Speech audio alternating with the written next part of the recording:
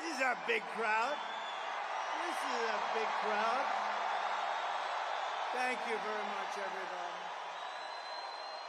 Thank you very much, everybody, and a very big hello to New York and a place called Long Island, which I know very well. And I'm thrilled to be back in the state I love with thousands of proud, patriotic New Yorkers who are really the heart and soul of America. We know that. And the reason I'm here is because it hasn't been done in many decades. It hasn't been done for a long time, but we are going to win New York.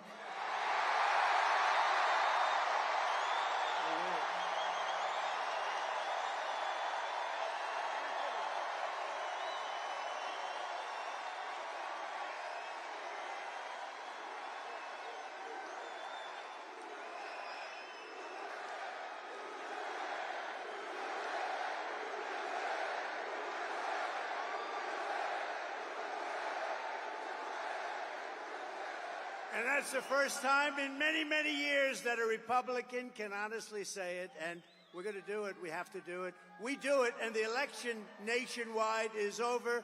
We take over the White House, and we fix up our country, okay? We fix up our country.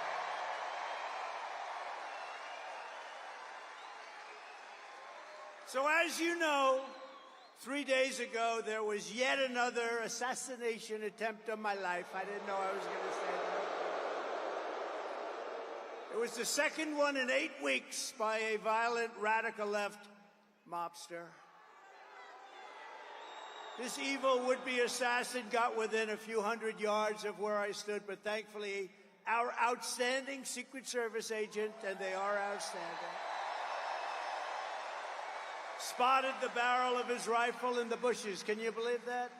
Can you believe that? He saw a barrel of a big, this was a big barrel. This you don't want to even talk about, AK-47.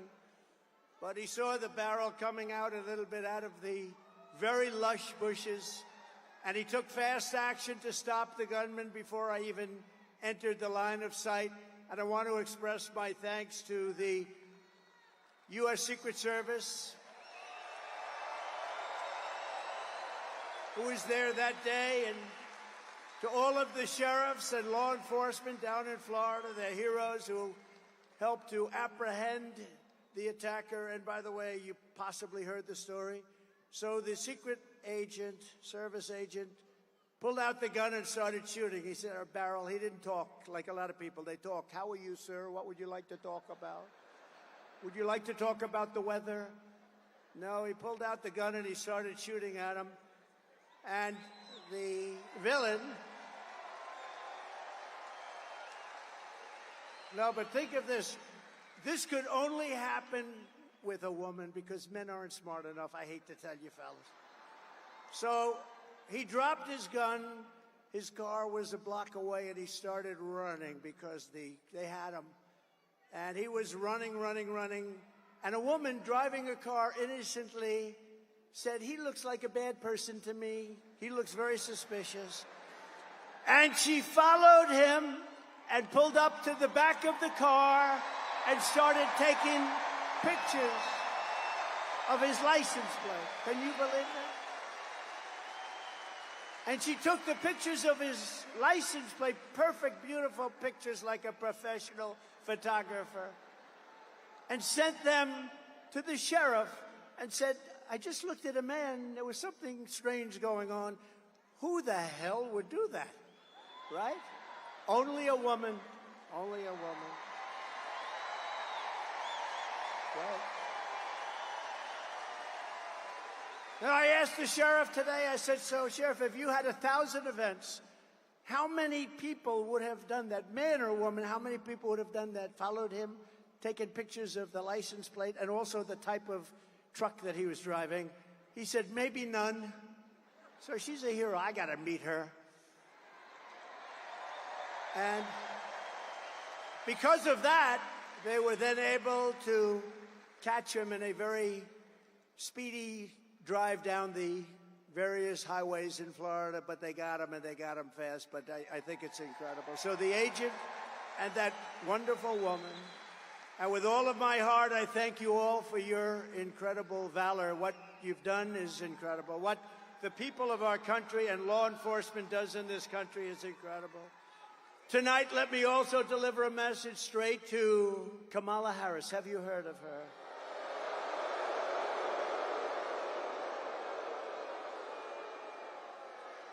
Who, by the way, was just rated by far the most liberal senator in the U.S. Senate, more so even further left than Bernie Sanders and Pocahontas. Pocahontas. She's more so. Elizabeth Warren, she's more left than Bernie Sanders or Elizabeth Warren.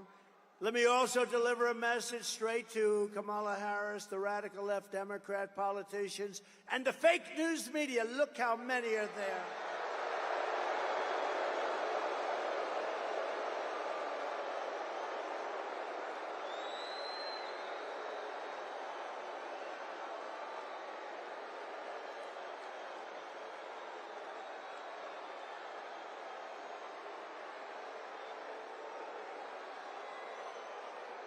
We've got to get our media back in this country. We've got to get them back.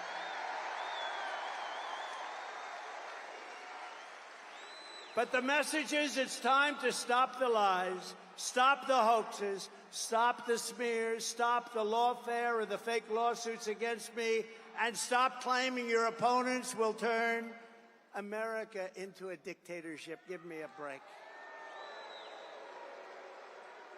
Because the fact is that I'm not a threat to democracy, they are.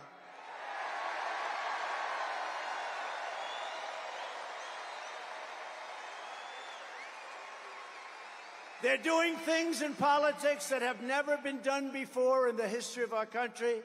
And worst of all, with their open borders and bad elections, they have made us into a third world nation, something which nobody thought was even possible. Americans deserve a campaign based on the issues. We try and keep it on the issues. And God has now spared my life. It must have been. God, thank you.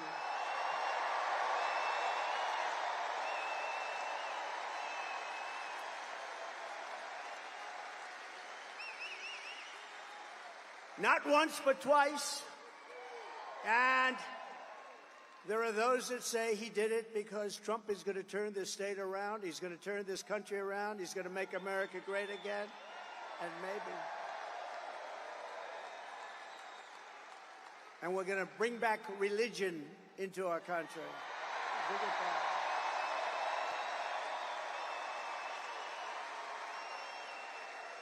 These encounters with death have not broken my will. They have really given me a much bigger and stronger mission. They've only hardened my resolve to use my time on earth to make America great again, for all Americans to put America first. Going to put America first. Earlier today, I was honored to receive the endorsement of the rank-and-file membership of the Teamsters. I love the Teamsters. They delivered all that concrete for those buildings I built in New York.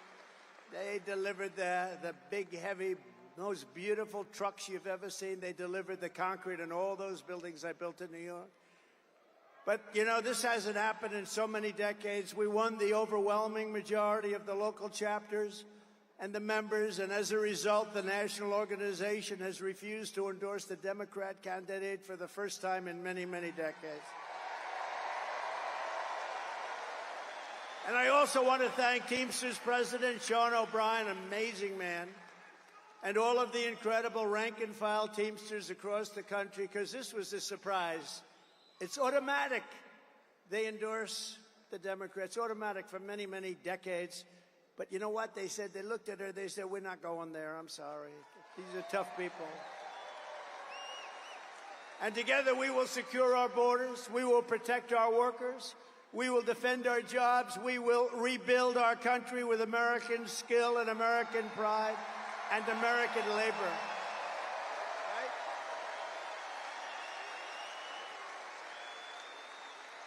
And just as a little side note, we should give them a round, especially because of what they and how they voted today. If they voted the other way, I wouldn't give them a round. But the Teamsters built out this beautiful stadium for tonight's event. Thank you, Teamsters. Thank you. They did a great job. To every hardworking American, whether you live in a red state, a swing state, or a state with a failed Democrat rule, this year we need to elect all Republicans up and down the ballot. We have to clean out and straighten out our country. With your vote, we are going to rescue our country. We are going to rescue our Democrat-run states. We are going to start by saving the great state of New York. Is that good?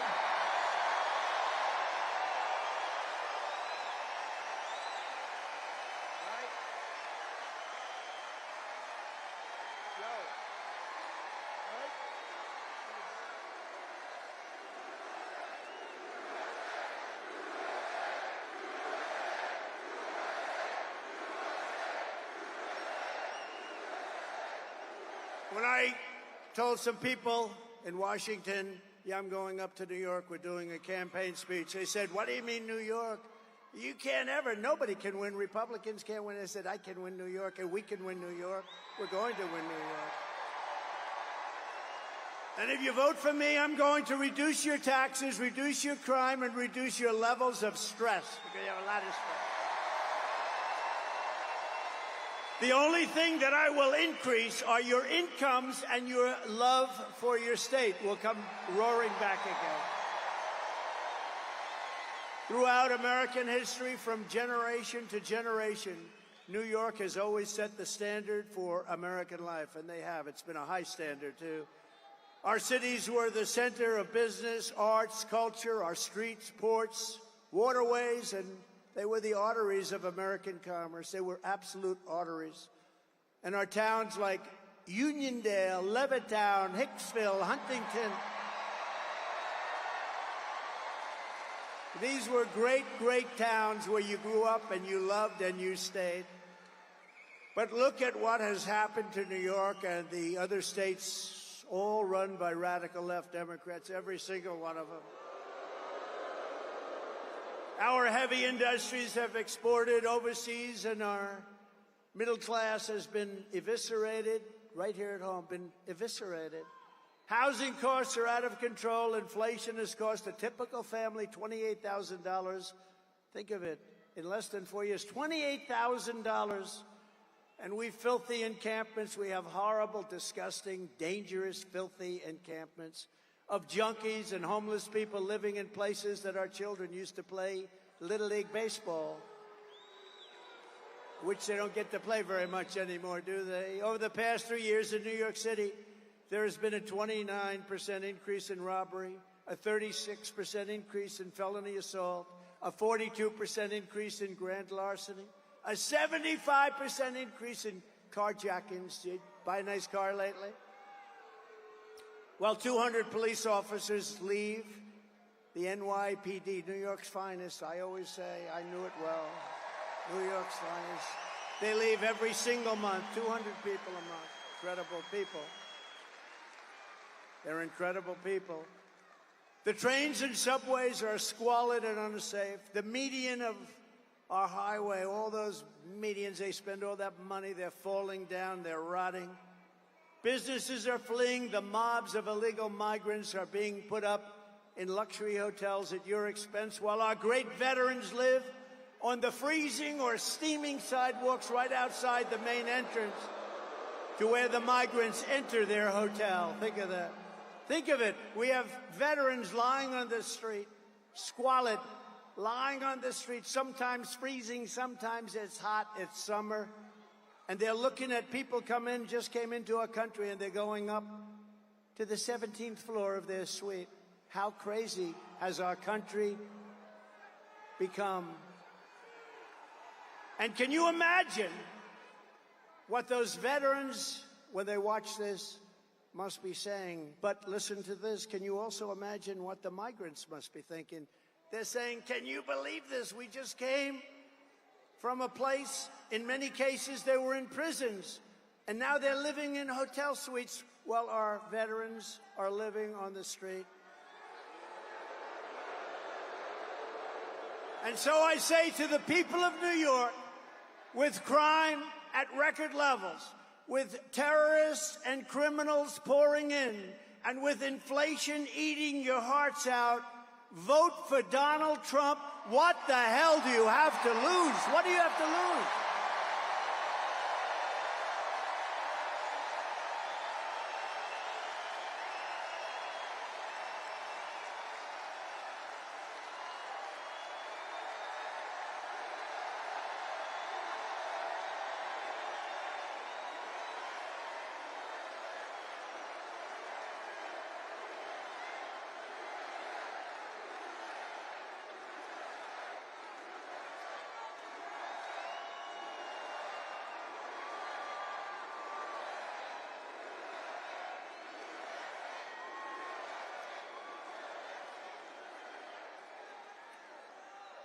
What do you have to lose? Think of it.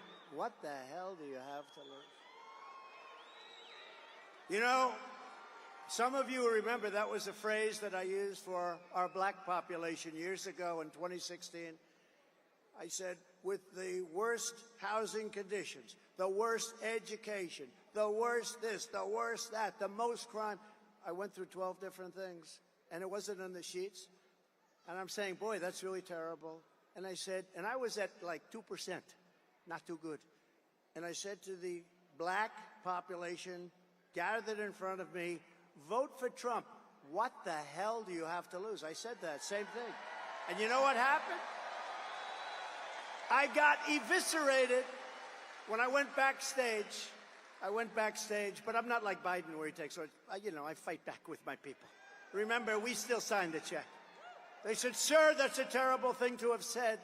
I said, when you said, what the hell do you have to lose? It's terrible, it's demeaning, it's horrible.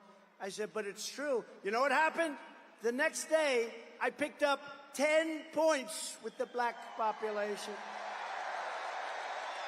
And now, because of all we've done, we're at the highest level of black support in the history of the Republican Party.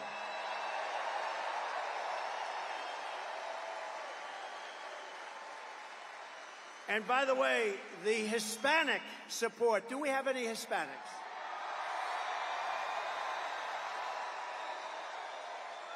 The Hispanic support is off the charts, and they don't know what the hell to do about it. It's off the charts. And we just had some great polling come out. I think the most accurate poll over the last 8 or 9 years was Rasmussen. They just came out with a poll that we're 5 up. We're 5 up. 5 up. We should be 35 up, to be honest with you. But, some people can't break an old habit. That's really what it is. So I say to you, vote for Trump, and I will turn it around very quickly with 4 more years of Kamala Harris. New York State will be like a third world nation if it isn't already. It is. I think it is.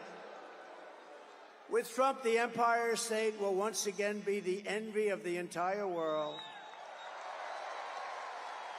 We will have no crime, only success.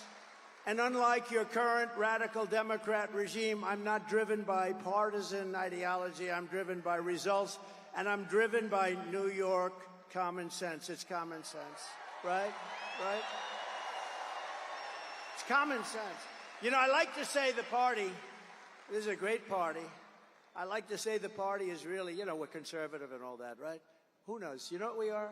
We're really people with common sense. We need walls. We need good elections. We want low taxes.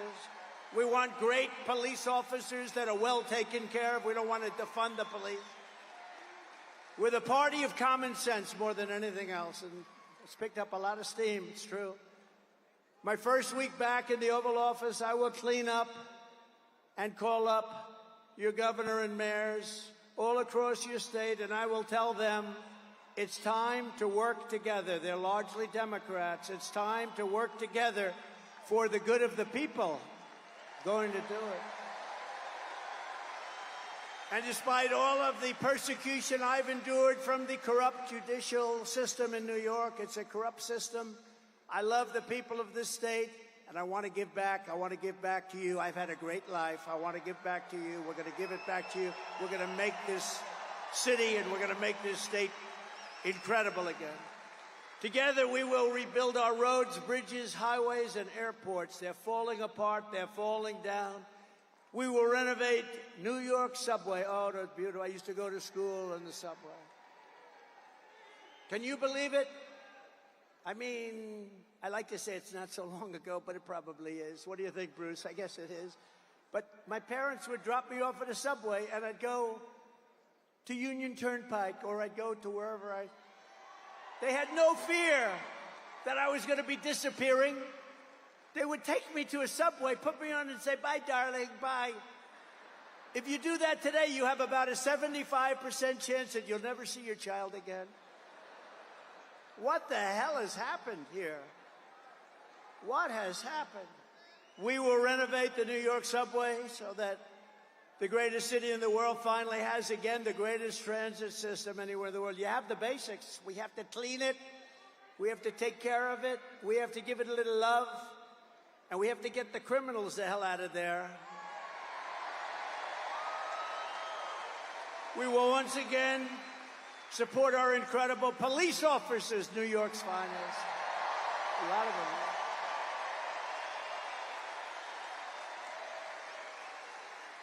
You know, I've got the support. To me, this is so important. I think to you, it's every single police group in the nation is supporting me. The other day, the Fraternal Order, it's the largest. They gave us 400,000 police, and they gave us a unanimous endorsement. We have it from everybody. We have it from everybody. We will work with the mayors and the governor to rebuild your defunded and depleted police forces, including New York's finest and NYPD. Look, I know so much about it. I love New York's finest. I used to be in Brooklyn. I had an office with my father in Brooklyn. And we used to go in Brooklyn to a White Castle. Did anyone ever hear of a White Castle? And my father would say, no, that's the best place. Only 12 cents a hamburger. Remember? 12 cents. Bruce, we had Bruce. How good is Bruce? Bruce Blakeman, one of the greats. He won in an upset.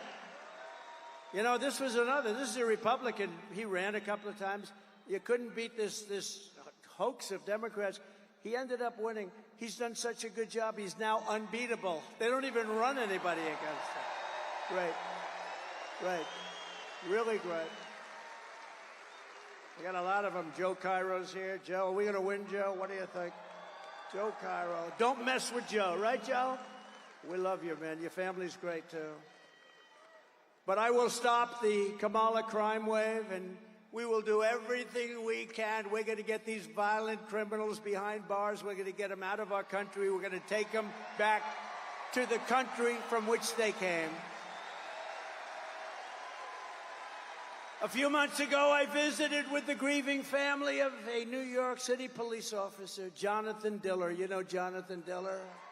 I was hoping his family could be with us. He was just 31 years old, gunned down during a traffic stop by a vicious thug, leaving behind his incredible wife, Stephanie, and family, their one-year-old son. What a son. And are you here? Are they here? They could be here. Is Stephanie here? Because, you know, it was a bond, and she was so great, and I think she's here. It's hard when you have 19,000 people.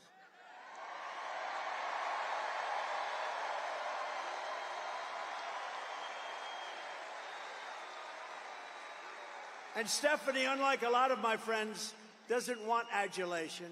Honestly, what she wants more than she wants her husband back. That's what she wants. She doesn't want adulation. I have other friends. You'd find them. I have other friends. If you said their name, they'd be jumping up. Here I am. Here I am. Stephanie doesn't want that. What a great family. What a great family, and what a great guy he was. The criminal charge was savagely murdering Officer Diller, was previously arrested by the NYPD 21 times, right? 21 times, Bruce. And the accomplice driving the car had been arrested 14 times, but he was actually much worse. He was more vicious. 14 times, but he was actually far more vicious. This is the kind of story we hear every single day under radical Democrat policies like cashless bail, cashless bail. You kill somebody and you're out on the streets in 2 hours. Cashless bail has been a disaster for our country. Kamala Harris wanted it no matter where she went. She boasted about being the leader of the movement of cashless bail, just like she led the effort to defund the police. You know, she was the leader of the effort to defund the police, and now she's running for president. But a little while ago, like everything else, no fracking, no this, no, she changed her mind. Now she says she likes the police. She can't say love, but she says like. She's made a lot of progress, but you know the first thing that would happen is she will go to defunding the police, if that's even possible to think about. But when I get back into the Oval Office, the madness ends and the law and order is going to return to our country.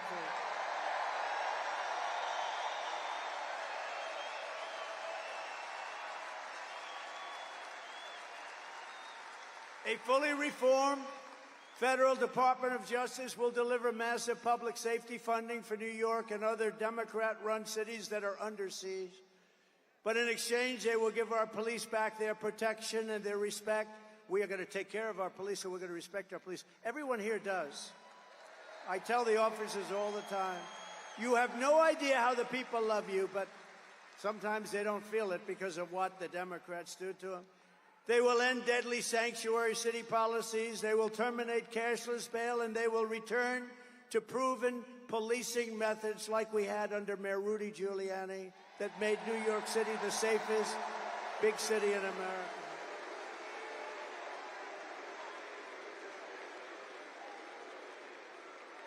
Simultaneously, we are going to make life in New York State affordable again. Little word, affordable. A vote for Kamala Harris is a vote for 4 more years of job losses. Look at what's happening. Businesses that are fleeing, money draining out of your state, and hundreds of thousands of illegal migrants sucking your public resources dry. You know, I've always heard for 20 years, I've heard that New York City has no money, and yet they're going to spend $3 billion on illegal migrants, and they're not getting it from the federal government. You wonder, they never had money, but they have $3 billion to take care of people that came into our country illegally. Doesn't make sense. But under the Trump economic plan, we will cut your energy prices in half within 12 months. Half! Because we have more liquid gold under our feet and we don't use it. We go to places like Venezuela when we have more than Russia. We have more than Saudi Arabia. You remember I got Anwar approved in Alaska. It's the biggest site anywhere in the world, probably bigger than Saudi Arabia, bigger than Russia. And what did they do? In the first week in office, Ronald Reagan tried so hard he couldn't get it. I got it. The biggest site in the world, Alaska. And in the first week in office, they terminated it. We'll have it back very quickly, I promise you that.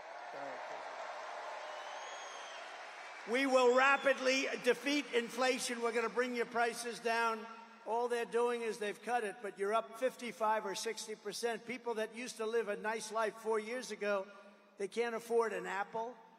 A woman, they showed a picture of a woman the other day. I said, boy, that's sad. That should never happen to her. She went to the counter, the cashier. She had 3 apples. And when she was standing with the cashier, she realized she didn't have enough money for one of the apples, and she took the apple, brought it back, and she bought 2 apples. That shouldn't be happening in our country. That shouldn't be happening in our country. We will cut interest rates, cut insurance costs, and the insurance is horrible. And massively, we will cut your taxes again. I gave you the largest tax cut in the history of our country.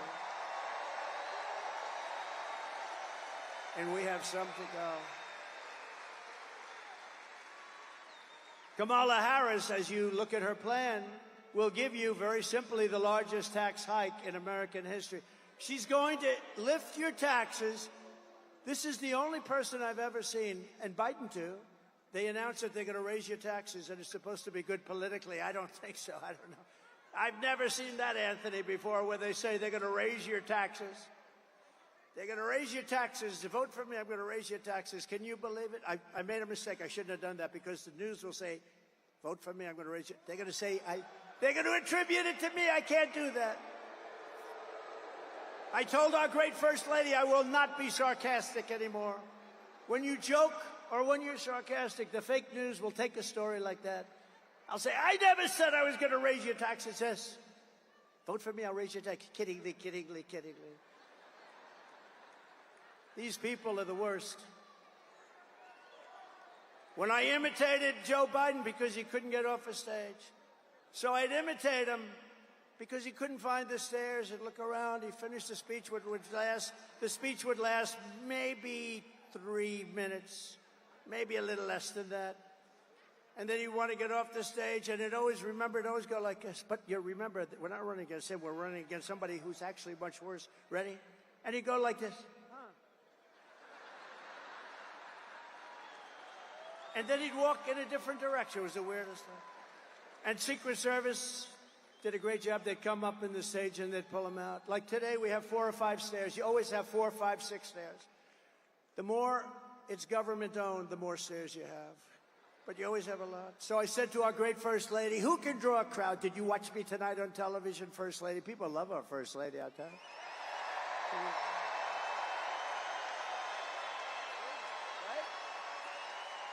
Go out and get a book. She just wrote a book. I hope she said good things about it. I don't know. I didn't. So busy. She just wrote a book called Melania. Go out and buy it. It's great. And if she says bad things about me, I'll call you all up and I'll say, don't buy it. Get rid of it. No, but she said to me, I said, baby, did you see the crowd? We had 18,000 people. We could have filled it up 3 or 4 times. Bruce Blakeman said to me, if we went to a stadium or a park, we would have had 100,000 people or more. So I'd call up my wife, and I'd say, baby, who could draw crowds? Nobody can draw crowds like me. Nobody, not even close. I'm the greatest of all time, maybe greater even than Elvis, because Elvis had a guitar. I don't have a guitar. Elvis had a guitar. I don't have the privilege of a guitar. But I'd say, baby, who could do it like me? Nobody can do it like me. How great am I? And she'd say, and she'd say, I'd say, how great was the speech? Not how good. How great was it? And she'd say, it was good, but your hair looked terrible tonight. Or the worst ever. So I said, how good was it, First Lady? And she said, it was good, but you couldn't find your way off the stage. I was imitating Biden, and they said I did it. I couldn't find my way off the stage. No, so you can't be sarcastic. Sarcasm with the media doesn't work, okay? It doesn't. So I've given up about 90% of it. I got all my friends here. Anthony, stand up. Anthony Lomangino, one of the greats of all time. He said, I have a big business problem. What? I have too much cash. I don't know what to do with it. I said, I've heard of worse problems than that, Anthony, right? He's doing good. He's a great man, great businessman, and a great person. Kamala wants income tax hikes, small business tax hikes, capital gains tax hike. How about the capital gains? She wants a tax, unrealized capital gain. That means she wants to give you a capital gain Even if you have stock, she wants to give you a capital gain even if you didn't sell it. You know, I know a lot of people, they're very rich, but they don't have cash. They're rich, but they don't have cash. A lot of them. You know, it's like that. Farmers are like that. They have great land, great everything. They make income, but they don't have cash. And you know what I did for farmers and small business and the tax hike? And nobody talks about this. I got rid of the estate tax, so that, or the death tax, as they would call it, so that when you die and you pass it on to your children who you love, if you don't love your children, then it's not going to do you any good. And there are those. Does anybody in this incredible arena, they did a nice job, by the way, fixing it. I remember the old one. Does anybody in this incredible arena not love their children? Who in the arena is rich and will not leave their money to their kids? Because if that's the case, then what they did for you doesn't mean anything. Do I have any hands? 20,000 people and I have no hands. Okay, who wants to leave their money to their kids? That's good. Well, you know, in the old days, you'd leave the money to the kids, and what would happen? The kids would have to go out and borrow money. They'd lose everything. They had to borrow money from a bank at a high rate of interest. Now they don't have to do that anymore. Now you can leave your farm, you can leave your small business to your kids, but Kamala wants to end that. She wants to end it. She wants to raise your tax to a level that nobody's ever heard of before, and it's crazy. We will go in to a I thought this was a wise guy coming up. This guy, I thought, I'm getting ready. I'm going like this. You know, I got a little bit of a yip problem here, right? That was amazing. I was all ready to start duking it out. I felt like my man in the front row here. Stand up, will you please? This is the toughest man. Do you know him? Do you all know? I'm going to introduce you later so you can sit. He's the toughest guy. If somebody walked on the stage, he wouldn't be afraid. He would already be attacking the poor guy. Yeah, that was interesting, wasn't it? It's the first time that's ever happened, I think. Is he new to the game? I think so. By contrast, I will cut taxes for families, small businesses, and workers, including restoring the SALT deduction, saving thousands of dollars for residents of New York, Pennsylvania, New Jersey, and other high-cost states. We're going to restore SALT. Jobs and factories will pour back into New York. I know how to do it better than anybody's ever known how to do it, and we can do it so easily. Wages will soar, the cost of living will fall, and I will deliver the greatest economy in the history of the world to our country, and one of the greatest economies in the history of New York State.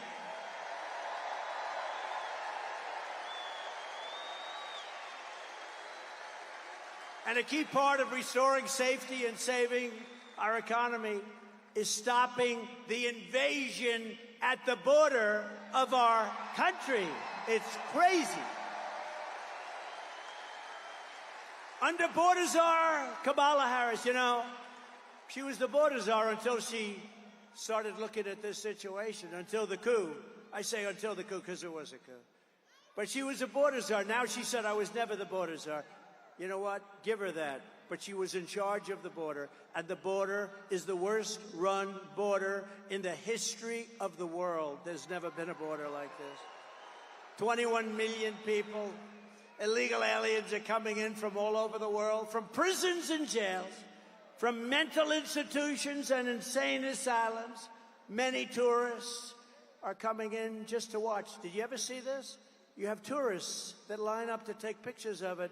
They usually turn out to be the fake news, and the pictures are so bad they never show it. You know, the fake news never, ever talks about it, but we have massive numbers of terrorists coming in to our country.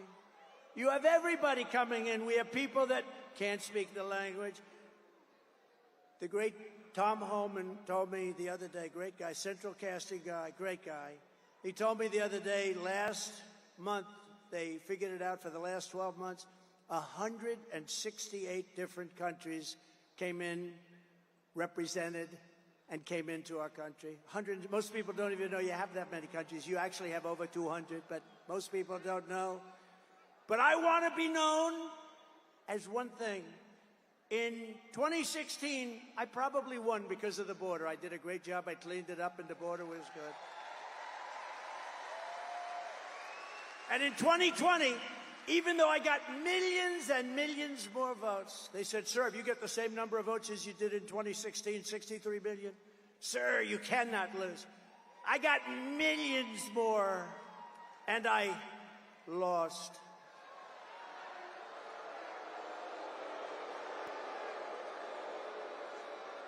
But you know what? We're going to have the greatest win in history when we pull this one off. It's going to be legendary. But in 2020, my people would say, sir, it doesn't help for you to speak about the border. Nobody cares. I said, I want to speak about the border. I did a great job. Sir, nobody cares. It's true. I talk about the border. Nobody cared. But now they care.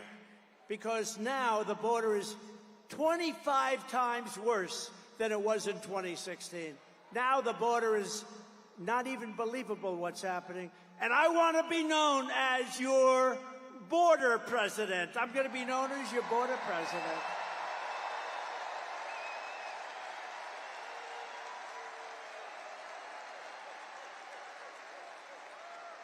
And Kamala will be known as your invasion president.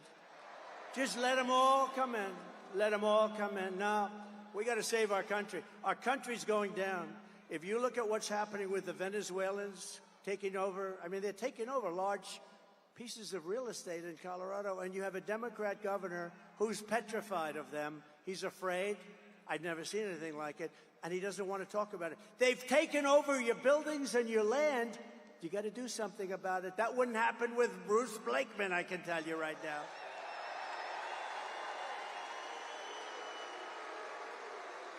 Bruce, would you let people come in from a foreign country like Venezuela, where, by the way, their crime rate is down 72% because they've taken their prisoners, they've taken their gangs, they've taken their drug dealers, and they've shipped them all to the United States, so their crime rate's down. But Bruce, would you ever tell the people that you're supposed to be protecting when they call? A lot of Venezuelans are in here and they have very big guns. Would you say, listen, I don't really want to do anything about it? Would you do that? Or would you say, don't worry, we'll have a force of people over there within minutes and it would all be over, right? Right? I think so. No, he wouldn't play games. He wouldn't play games. But you know, these people, the law enforcement, they're afraid in these places because it's so violent. They've never seen people like this. These are violent people that they're allowing into our country. It is truly an invasion, and we're not going to let it happen. We're going to take those violent people, and we're going to ship them back to their country, and if they come back in, they're going to pay a hell of a price.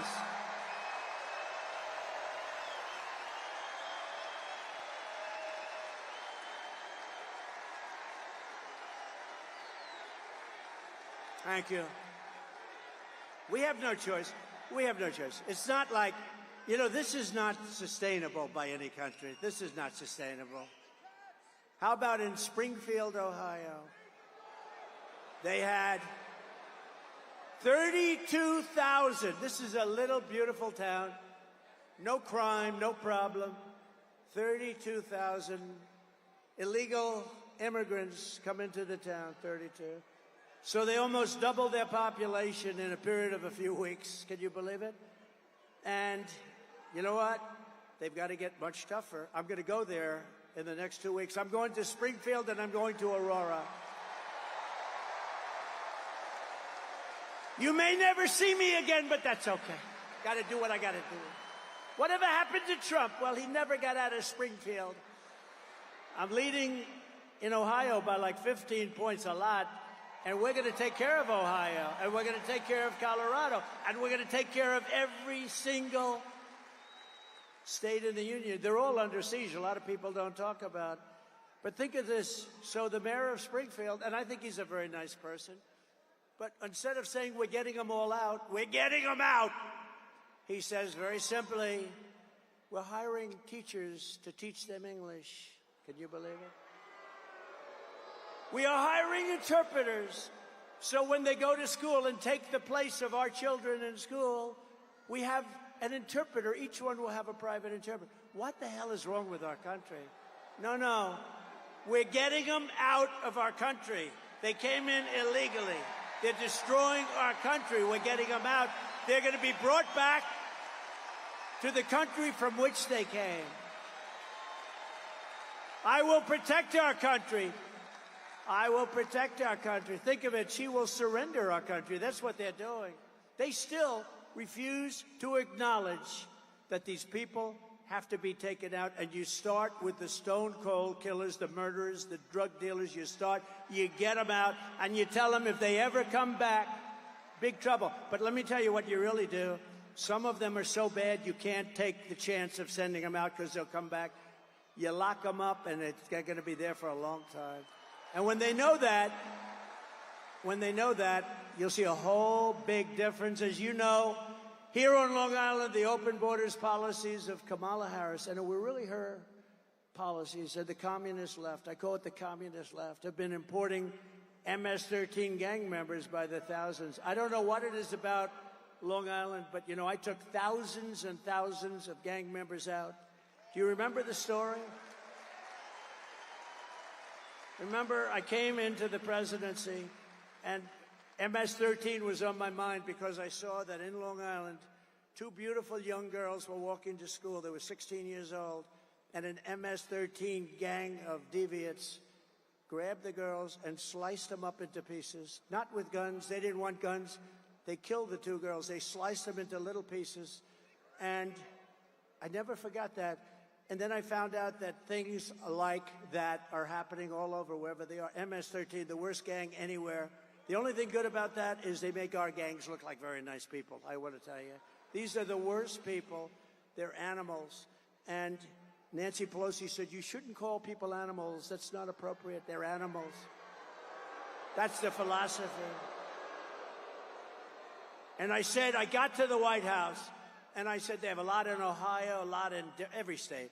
And I said, I want MS-13 out of here. They come from various places, a little bit south of Mexico. They come from Mexico, too. And I said, what I want you to do is I want to bring them out. And a general said, sir, I'm sorry, sir. The countries will not, under any circumstances, allow us to bring them back in. They don't want them anymore, sir. I said, how long has this been going on? Many years during the Barack Hussein Obama. Has anyone ever heard of him?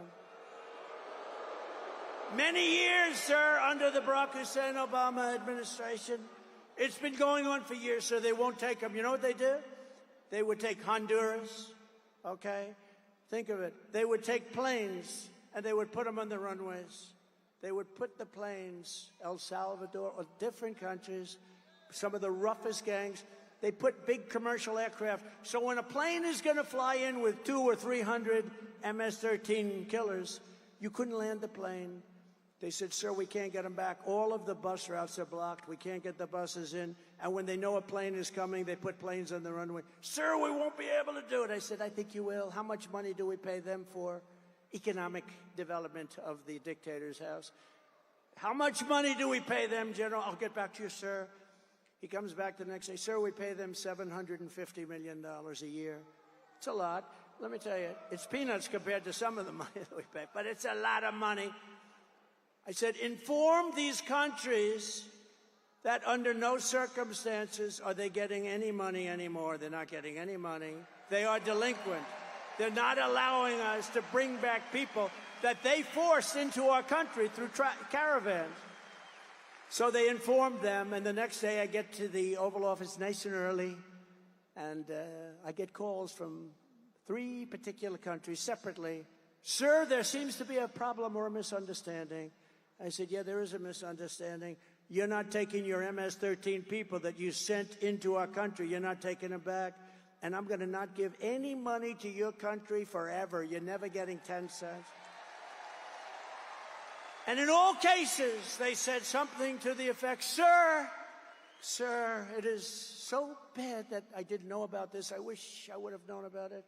We would love to take MS-13 back into our country. We love them very much. We will take them back, sir. And that day, that afternoon, we started bringing them out of our country by the thousands and thousands and thousands.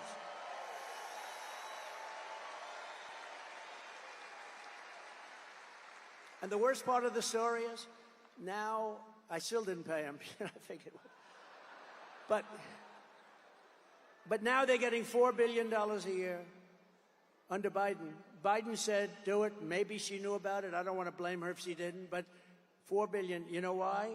Because he wants them to create a beautiful environment so that they say that that's not going to happen. Okay, the money's going to be stolen all over the place.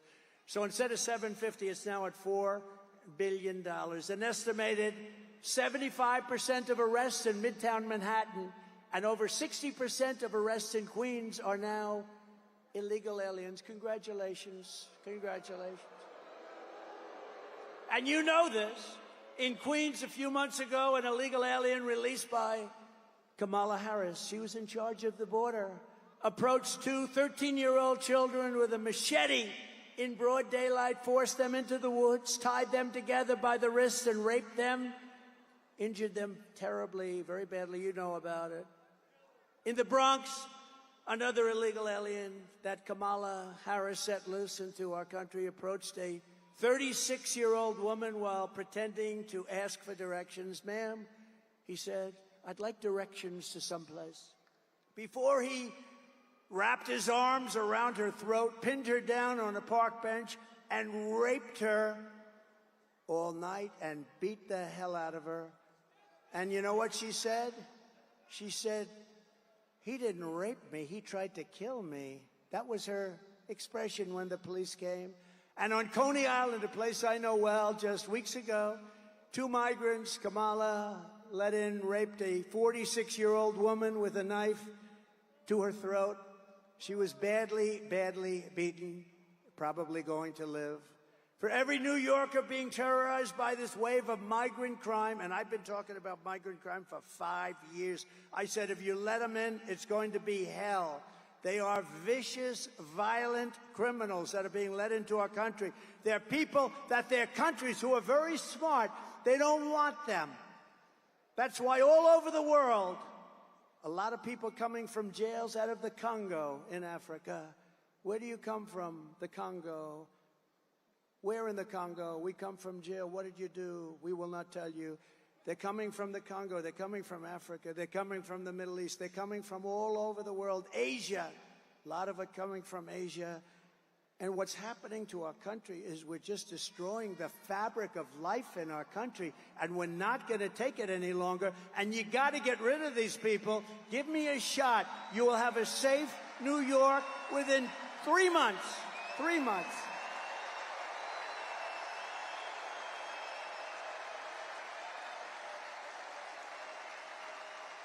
For every New Yorker being terrorized by this wave of migrant crime, November 5th will be your liberation day. It's going to be liberation because you are living like hell. You're living a life like hell. I will launch a special task force of elite federal law enforcement people, many of whom I already know, that are tough, and charge them with crushing the MS-13 remnants. You know, the problem is I got them out, and now they come back in. They just walk back in like there's nothing to it. But eliminating MS-13 in every foreign gang and organized criminal network opening up on American soil. They're coming in by the millions, not by the hundreds. They're coming in by the millions. Think of it. Probably 21 million people. That's probably a low number. We can do all of this and more, but patriotic New Yorkers must get your asses out to vote. Gotta get up. Gotta get up. Harry, get up, Harry. Harry, get your fat ass out of the couch. You're gonna vote for Trump today, Harry. Get up, Harry. Come on, let's go. Let's go, Harry.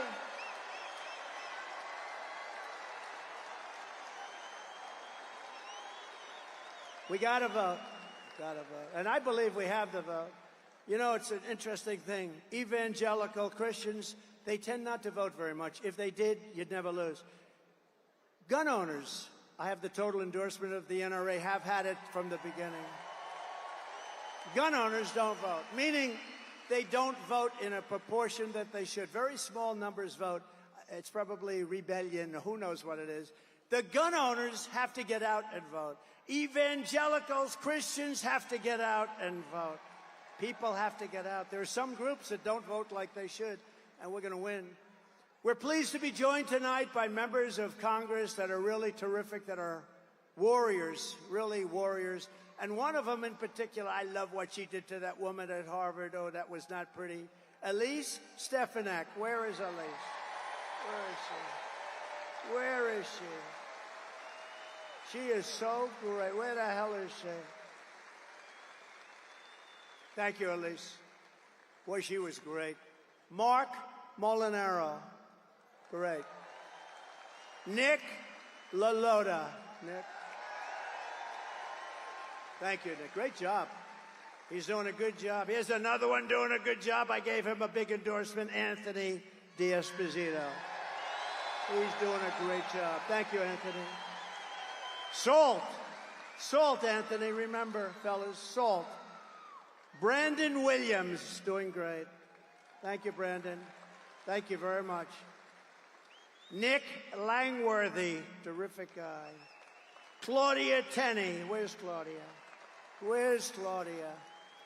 She's been amazing. Congressional candidates, Mike LePetri. Where's Mike?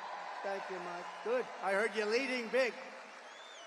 And Allison Esposito. She's a tough one. Allison, thank you. Thank you very much.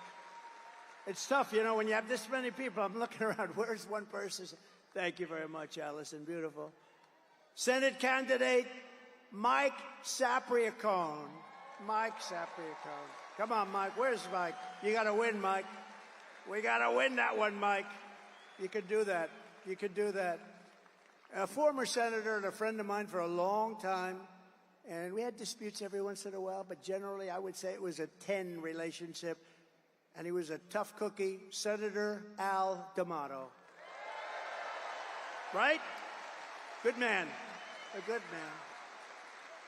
A great lawyer and congressman, and he helped me a lot during impeachment hoax number 1 and impeachment hoax number 2. They were hoaxes. Congressman Lee Zeldin.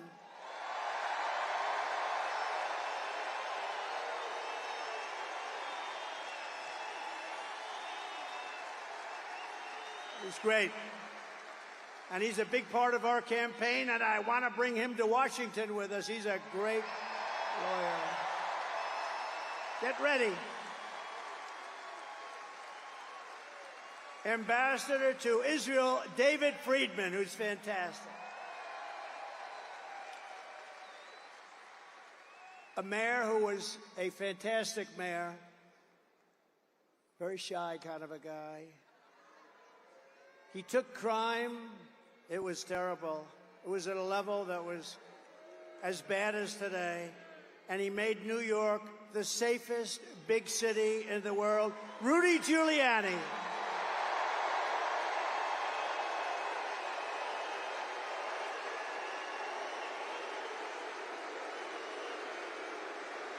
Boy, Rudy, isn't that great? And his son, who happens to be a great golfer. A lot of people say, oh, how's Andrew? Not that good. Let me tell you, he's seriously good. Andrew Giuliani. Thank you, Andrew. Thank you, Andrew. Did a good job. And a very beautiful little boy who went through hell. But I brought him some presents. That's why I was late for you today. I brought him presents. I said, Liam, do you think the crowd of 20,000 plus a lot of people outside, you know, we put up big televisions on the back of the building, but that's not like being here. It's wonderful. Hello out there. I hope you're enjoying it. Big, big, beautiful screens. We have big screens. Not quite like being in the third row, first row. But Liam LaCastro is here, and he is a great young man. He's gone through a lot, but he's going to be better soon. Right, Liam? And I got him the most beautiful present.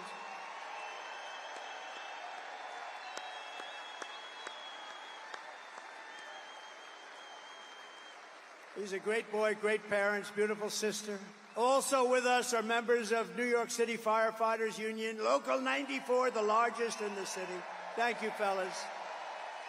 Incredible people. And in their honor, and I think this is a big deal, because in your honor, I am announcing tonight that as president, I will officially make the Ground Zero site at the World Trade Center a national monument, protected and maintained by the United States government, so that hallowed ground and the memory of those who perished there will be preserved for all time, preserved forever.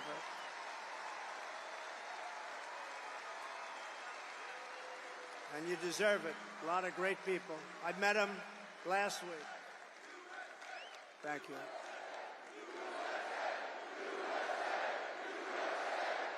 Thank you.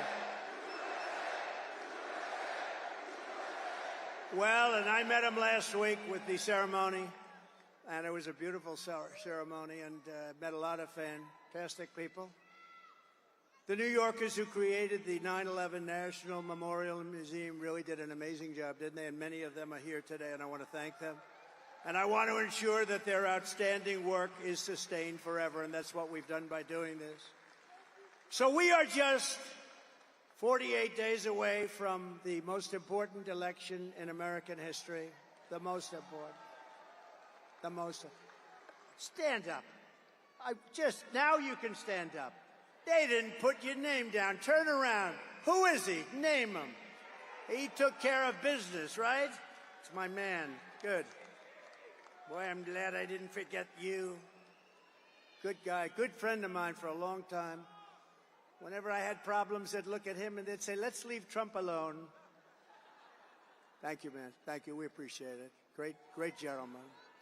Kamala Harris is for wide open borders with terrorists and criminals pouring into our country, more inflation, even higher than the last 4 years, which was a record.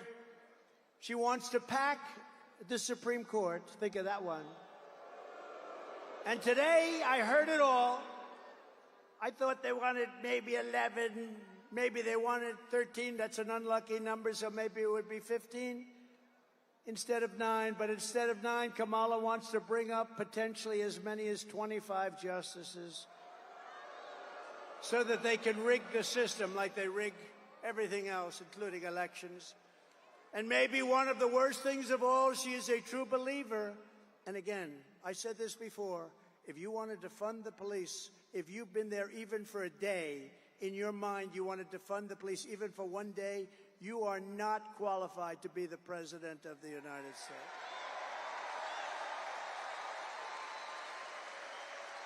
Because anybody who wants to defund the police, we can't have it. We can't have it. It'll go down.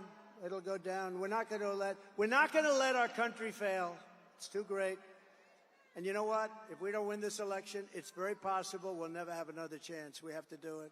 You have to get out. You have to vote. But Kamala vowed to abolish ICE. She supports free health care for illegal aliens. How about that one? You don't get free health care. These are all things that she was for years. Now, for the last little while, she's saying, no, I don't really think that was right anymore. 15 different things.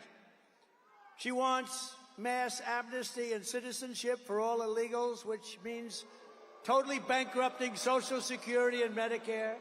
She wants to put illegal aliens into your Social Security and your Medicare system, which guarantees their bankruptcy. She says we must not utter the words illegal alien again or radical Islamic terrorist again. And think of this, during her 3.5 years, to me this is the worst thing I talk about tonight. It's unbelievable. During her period of 3.5 years, she was in charge of the border. She lost more than 325,000 migrant children, many of whom have been trafficked, raped, and many of whom are dead. Many of whom are dead. Think of what that is. That's like Yankee Stadium filled up many, many times. Think of it. Think of it. As California Attorney General, she redefined child sex trafficking, assault with a deadly weapon, and rape of an unconscious person. I'd never heard of this. Rape of a very unconscious person as totally nonviolent crimes. She vowed repeatedly to ban fracking. She imposed a natural gas export ban that is crushing the state of Pennsylvania. I'm way up in Pennsylvania, by the way. This helps. She's not going to let, the day after the election, all of these things come back. I hope you know that. She praised the idea of a tax rate of between 70 and 80%, and her only idea for solving inflation is to impose communist-inspired price controls, which have never worked. She pledged to abolish. Does anybody here have private health care? You worked hard. She wants to abolish anybody that's worked hard and made some money.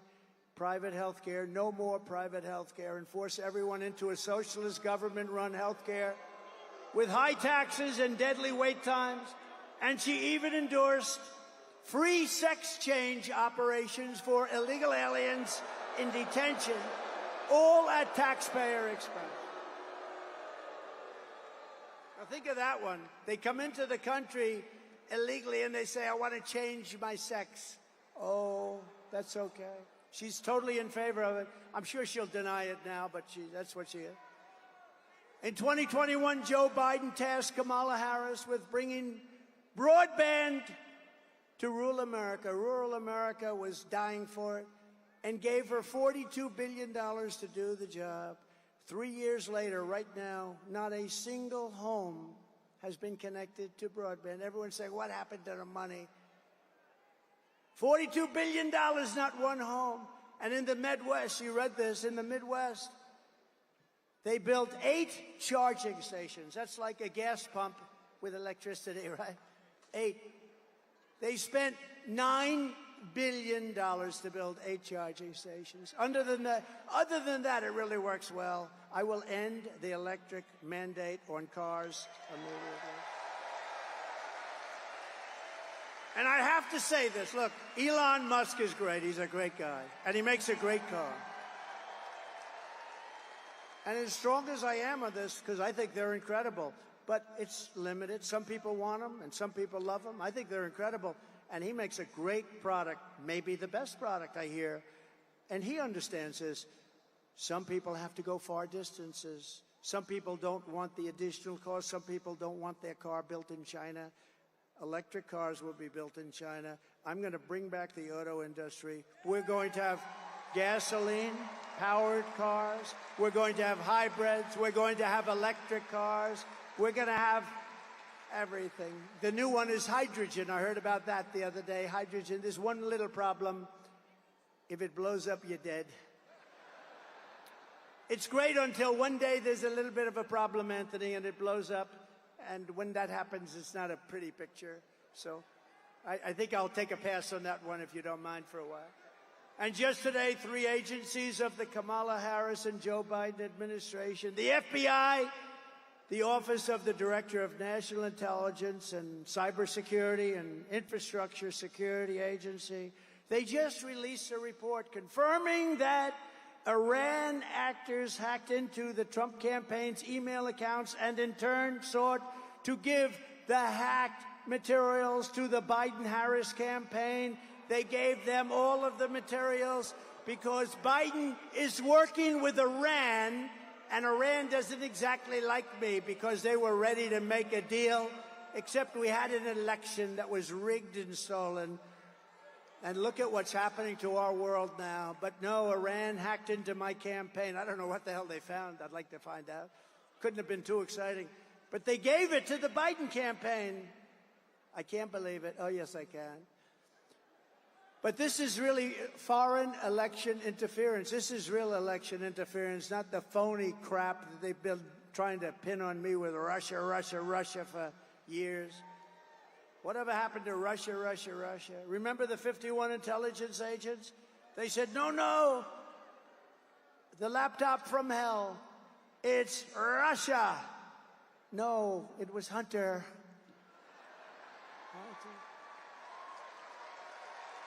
It was Hunter. Remember that? We had to go 2.5 years, and then they finally said, all right, the Mueller, remember Mueller? He said, in millions of phone calls, Trump didn't make one to Russia. They went through every phone call I made. Can you imagine? In millions of calls, not one call to me. And a lot of people apologize for that, but not enough people apologize. They wasted time and money. They spent hundreds of millions of dollars going after me, and they got nothing. They got nothing. But we cannot allow this insanity to continue anymore. That's why less than 2 months from now, we are going to tell Kamala that we've had enough. Kamala, you've been a terrible vice president. You will be an even worse president. We're not going to take it anymore, Kamala. Kamala, you're fired. Get out. You're fired.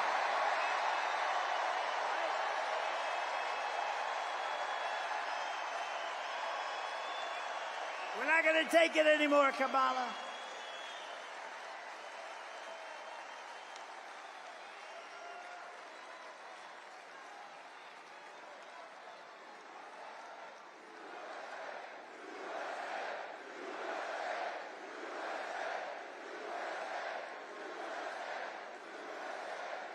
That was a little line from The Apprentice, which I'm sure you haven't seen.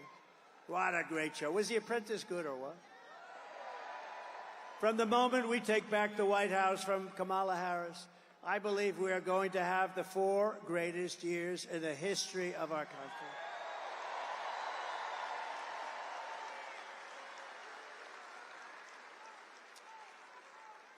Starting on day 1, I will seal the border and stop the migrant invasion, an invasion like no country has ever seen before.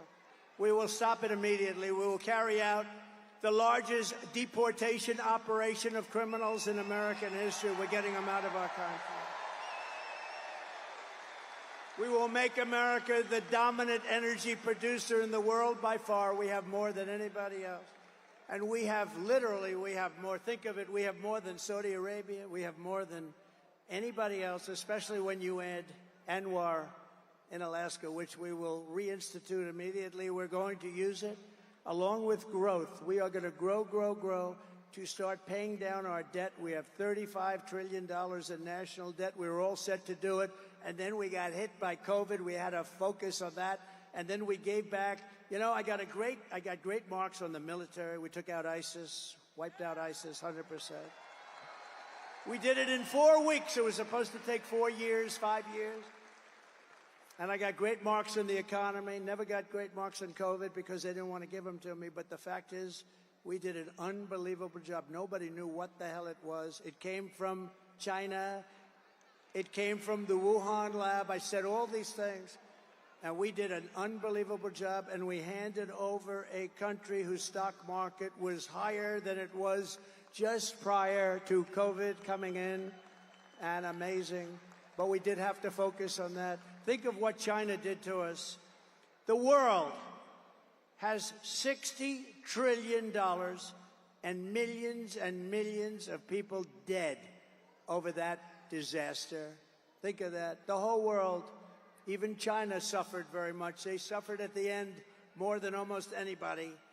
I will turn the United States into a manufacturing superpower more than it has ever been before. We're going to bring back the car industry. We're going to bring back the car industry. Other countries that make us pay a tax to do business with them will be charged the same tax when they send their product into the United States. We have countries, not only China, many countries, many of them are allies. Some of the worst trading countries are allies. Don't let that word surprise you. They're allies. They're friends of ours, and they take advantage of us horribly on the military with NATO and on trade. It will be called the Trump Reciprocal Trade Act, and if China or any other country charges us a 200 or 100 or 300% tax, then we will charge them a like 100, 200, 300% tax in return. You charge us, we charge you. And my message is very simple. Make your product right here in Uniondale. Make your product in America.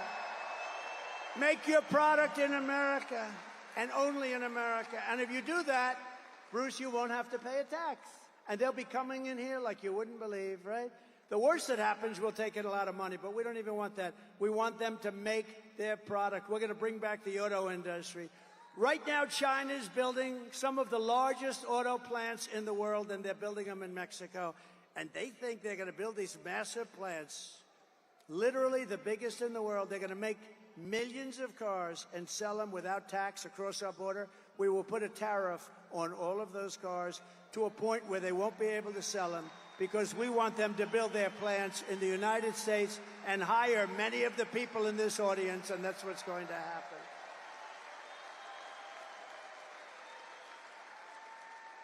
And we also have something that's basic, but wow, people said, you're really smart. Where the hell did you think of this one?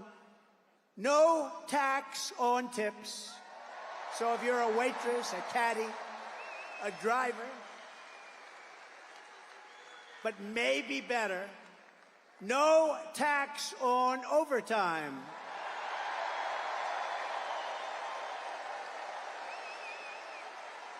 And we'll get it done. We'll get it done. Unlike him with student loan debt that went nowhere, just to talk. We get it. I get it all done. Remember what they say, promises made, promises kept. That's me. And ready? Here's for the seniors. Do we have any seniors in the audience? Raise your hand. You ready? No tax on Social Security benefits. No tax on Social Security benefits. And you know why you deserve it? Because you lived like hell with the highest inflation probably in the history of our country, and you couldn't make ends meet. Now you're not going to have to pay tax on your Social Security benefit.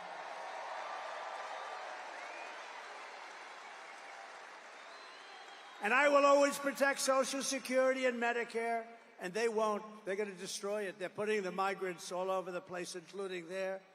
And while working Americans catch up, we're going to put a temporary cap on credit card interest rates. We're going to cap it at around 10%. We can't let them make 25 and 30%. We will terminate the Green New Scam and spend trillions of dollars. We're going to take the Green New Scam, one of the greatest scams in the history of our country. Remember when they used to say global warming? They don't say that anymore. They say climate change because the planet's actually getting cooler. Climate change, Chuck. Climate change is different. Just Chuck Zito. Oh, I feel safe with him in the front row. Are you afraid of climate change, Chuck? Because now it's no longer global warming because that wasn't working so well, because it was getting cooler. Now it's climate change because that covers if it's warmer, it's cooler. We're going to take all of that money, we're going to take it, and we're going to rebuild. We're going to take this money from the Green New Scam.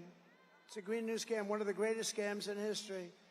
And we're going to spend it on roads and bridges and real infrastructure. And we're going to pay down debt, not fake infrastructure that's caused massive inflation and has no benefit whatsoever for our country. And I will settle the war in Ukraine. I got along very well with Putin and Zelensky. And I will end the chaos in the Middle East. A vote for Kamala Harris is a vote to obliterate Israel. That's what's going to happen. Israel will not exist in 2 years. And by the way, we are closer to World War III right now than at any time during anybody's life in this beautiful room. I will stand with Israel, and we will return a thing called peace through strength.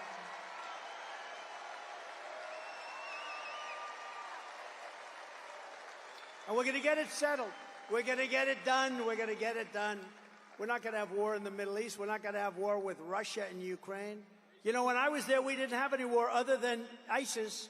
I finished them off. We knocked out al-Baghdadi, the founder of ISIS.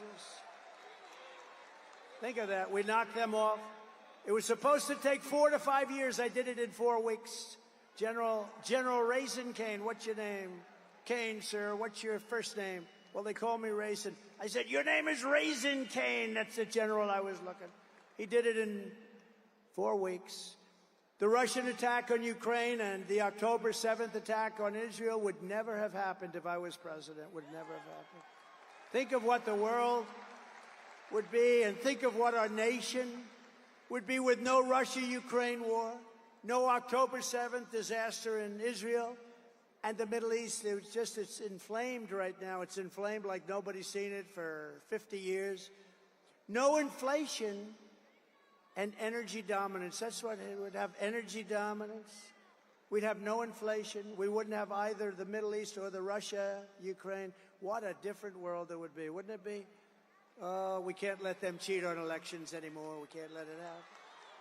We will rebuild our cities, including Washington, D.C., making them safe, clean, and beautiful again. Right now, we have a capital that when you go down there, you have a damn good chance of being hurt, mugged, something. And we will keep the U.S. dollar as the world's reserve currency. We're losing that, but I'll keep it. I'll keep it. China wants to take it over, and if that happened to us, that would be like losing a war. That would be the biggest thing. That would make us a third world country. We will keep our dollar as the reserve currency. Remember, I said it, and it will be easy. It'll be easy. But this is how we will end the era of inflation, mayhem, misery under Kamala and Crooked Joe, and unleash safety, prosperity, and peace for Americans of every race, religion, color, and creed. That's what we're going to do. Together, we will deliver low taxes, low regulations, low energy costs, low interest rates, low inflation, so that everyone can afford groceries, a car, and a home. Very simple.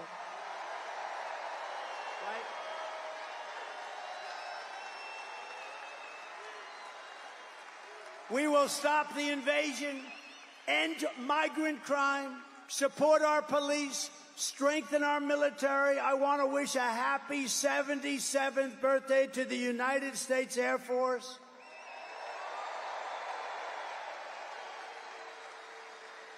And if you remember, I created Space Force, which was the last since Air Force, which will soon be 5 years old. Space Force has turned out to be very important. We will build a missile defense shield around our country, keep critical race theory and transgender insanity out of our schools, and we will keep men out of women's sports.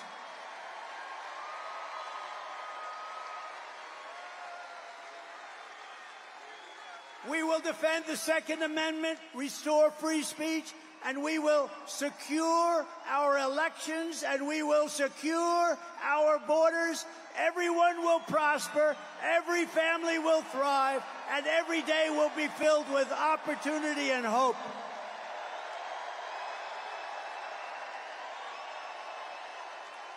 But for that to happen, we must defeat Kamala Harris and the crooked Democrats, and we must stop her country-destroying liberal agenda once and for all. So get everyone you know and vote. We want a landslide that is very simply too big to rig. Too big to rig. Right, Bruce? Too big to rig. Joe, too big to rig. Too big to rig, Joe. I think we can do that, too. On November 5th, we will save our economy. We will rescue our middle class. We will reclaim our sovereignty and restore our borders. We will put America first, and we will take back our country, because together we will make America powerful again, make America wealthy again, make America healthy again, make America strong again, make America proud again, make America safe again, make America free again, and we will make America great again. Thank you very much. We love New York. Love New York. Thank you. God bless you all. Nice seeing you.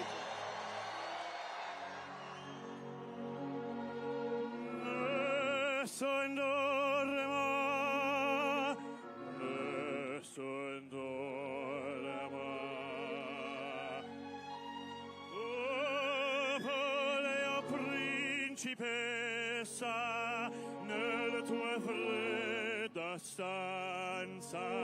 Guardati le stelle che tremano d'amore e di speranza.